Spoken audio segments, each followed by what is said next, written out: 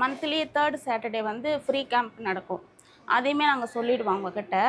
அப்புறம் வந்து monthly first Friday வந்து ஐ கேம்ப் நடக்கும், ஃப்ரீ கேம்ப். எவ்ரி அதுவுமே மந்த் 3rd சாட்டர்டே ஃப்ரீ இதுவா நடக்கும். ஆமாம், ஃபர்ஸ்ட் ஃப்ரைடே வந்து ஃப்ரைடே ஹைக் கண்ணுக்காக நடக்கும். எல்லாமே ஃப்ரீ தான், அதுக்கு எதுவுமே பே பண்ணுறது கிடையாது. கண்ணுக்கு கூட்டிகிட்டு போனாங்கன்னா அவங்களுமே எல்லாமே மெடிசன்லாம் கொடுத்து பண்ணிவிடுவாங்க.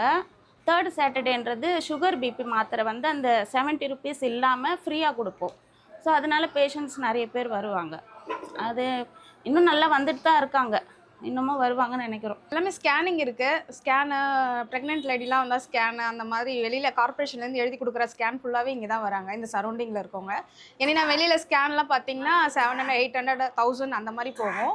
ஆனால் நம்மக்கிட்ட ஸ்கேன் பார்த்தீங்கன்னா ரொம்ப அஃபர்டபுளாக மிடில் கிளாஸ்க்கு ஏற்ற மாதிரி தான் இருக்குது. 400லேருந்து ஸ்டார்ட் ஆகுது ஸ்கேனு.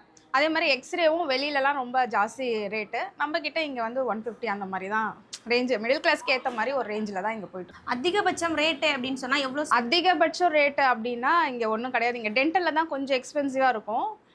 டென்டலில் வந்துட்டு வெளியில் ரூட் கெனால் அந்த மாதிரிலாம் போனீங்கன்னா அது 3000 அந்த மாதிரி ஆகும். இங்கே 1000லே பண்ணித்தராங்க.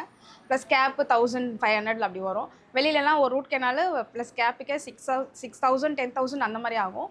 இங்கே நம்மளுக்கு 3000க்குள்ளாரே வந்துடும். அதனால் எல்லாமே அஃபர்டபுளான ஒரு ப்ரைஸில் தான் இங்கே ரன் ஆகிட்டு இருக்கு.